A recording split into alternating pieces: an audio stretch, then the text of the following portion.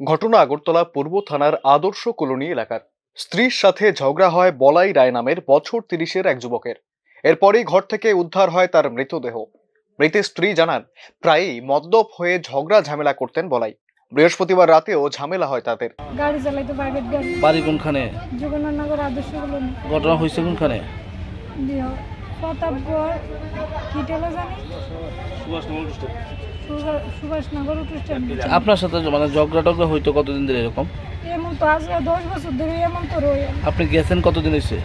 বেশি 1 মাস হয়েছে, 1 মাস 10-12 দিন হয়েছে। কালকে কি আপনার এরকম কিছু কইছিল যে উনি আত্মহত্যা করবো বা? না, এটা কিছু কইছে না, কথা কইছে আমারে, কইছে উল্টা মারে লাইব।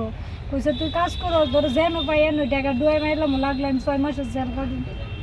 এটা কইছে এর লাগি আর বিশেষ করে বাইর যেতাম না, ডরে যে মারা নিলা। কি মনে হয় মানে কেন এরকম করছে কারণটা?